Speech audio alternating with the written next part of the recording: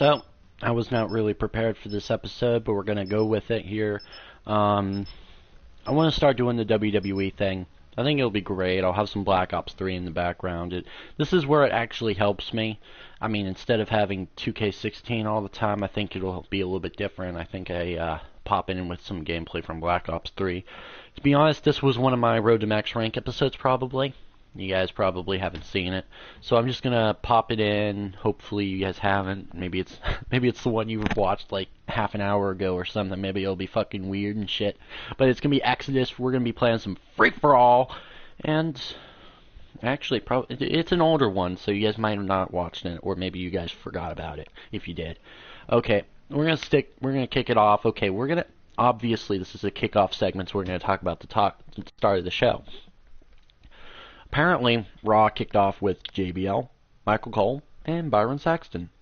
Great. I know this is Tuesday, so this is usually when I'll do the Raw thing. Then I'll do SmackDown on Wednesday because it's a taped show, and I'm not going to watch a taped show. But the Dallas, Texas crowd sings Mr. McMahon's entrance song, apparently. Which was great. They were with him. Okay, whatever. Okay, the problem is they tell us that it usually features some of the most passionate and vocal fans in the universe. More crowds should be like that. I don't care if it's the Raw after SummerSlam. Because most pay-per-views have the Raw in the building after a pay-per-view. Every single pay-per-view should feature one of these crowds, if not more. I actually kind of remember this gameplay. I kind of remember it, and I have a bad memory, so I don't know. Before Mr. Man can leave, Shane's music hits. A battered and bruised Shane McMahon walks out on the ramp. He's got to tell Mr. McMahon that he's the only man he wanted to do this face to face. He shakes Mr. McMahon's hand and thanks the crowd once again for everything they have done for him. And he yells, and Mr. McMahon, "Oh my God, you can't do this. You're not going to show me up." And Mr. McMahon tells him that he wants him in charge. He said, "Screw it." Okay, that's actually quite cool. I didn't expect them to do that, so I'm going to talk about that because that's obviously the whole segment. I want to know what... I guess that would be annoying. There you go. I know people probably might or might not watch it for the segment, but for now this will work. But I want to know, what do you guys think about this whole situation? Because Shane McMahon literally did not show up the rest of the night. Like, how am I supposed to... Oh, Shane McMahon is now in charge for the... It doesn't even... Well, Roman Reigns came out and there was a #1 contenders match. Big deal. That was great. I'm going to talk about that when I talk about it, though. I love that kill there. But, to be honest, to be completely fair, what did this do? I'm tired of WWE thinking we are just giving them money. We give them money to bring on a good product. We watch their shows help them make revenue so we can get a good product. We want a good product. You want a good product? I want a fucking good product. And right now it is garbage. I am tired of watching the network to have big shit on every fucking pay-per-view. WrestleMania, the granddaddy of them all, and I gotta say it in a Vince McMahon accent. It's not the granddaddy of them all anymore. It's not that good. You expect to see at least 5 solid matches throughout the goddamn pay-per-view. I saw 3 solid. I'm not even gonna include the main event because that pissed me off so goddamn much. Because it was solid. It was a great match. Roman Reigns put on a good match. He's a good wrestler. He's a good technical wrestler. He just fucks it up all the time. He can do a lot of normal stuff. And the whole moveset is fine for right now. Because a lot of wrestlers do that. That's great. The fact that people think it's okay to do maybe 5 moves and then finish the match, that's not good enough for me. When I see matches, I want to see matches like AJ Styles and Chris Jericho.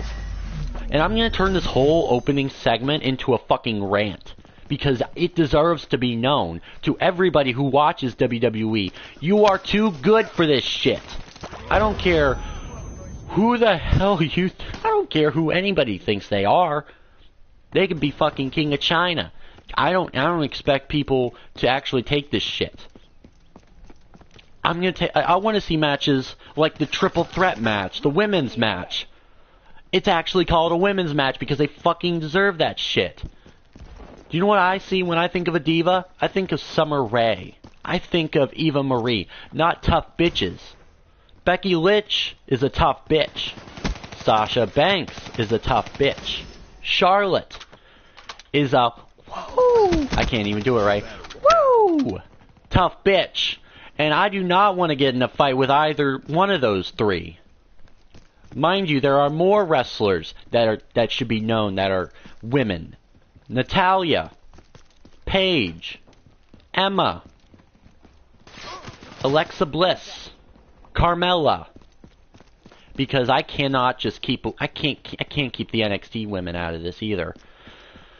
Liv Morgan, amazing NXT talents. You got Peyton Royce. You can't. There's a few more I can think of. Off the top of my head, Asuka, Nia Jax. Like, why do they have to show the worst wrestlers? Like, I'm okay with a Natty. You know what? I'm not even gonna talk about that for now. I'm just gonna let everything go, and I'm just gonna let everything go in their own segments. But for right now, this is a rant on why WWE is jack shit. I should just add that to the fucking title. I love watching professional wrestling if it's professional wrestling. It is not some goddamn piece of shit that you throw out of the goddamn sewer every now and fucking then. I am tired of the fact that people think it's okay to shit on professional wrestling. I am tired of the fact that people think that this is good enough. This is not good enough. NXT is good. WWE right now is jack shit. Raw, SmackDown, you name it. SmackDown used to be a show you had to watch every week. I mean, I didn't, but it was still a match you had to watch. You had to be there. You had to make sure that didn't lose this title. When the World Heavyweight Championship used to mean something. It used to mean that you were world champion. No, they gotta combine the two. They gotta make it all fun and dandy. No, it's not. It's not fun and dandy. I'm gonna make a fucking video on that later. Because they already just came into my fucking mind. I want to do that now. And the fact that May 1st, they're already going to the next pay-per-view. It's not even a pay-per-view anymore. It's more of an event that happens on the network. Because, no, seriously. I mean, I don't care how bad the product is. Fucking buy the network. And don't give me the whole cancel WWE network bullshit. Because there is no way you can help them help themselves. There's no way. Like, you can basically bitch about it, or you can just leave. I'm gonna bitch about it and stay. Because I want this product to be better for everybody. The watcher, the wrestler, everybody. Because there was good parts of this show. There was really good parts of this show. I'm gonna get into that really soon, though. I want to do a little review on WrestleMania and about their little things, but I'll do that later. But for right now, I'm just going to end off the episode now.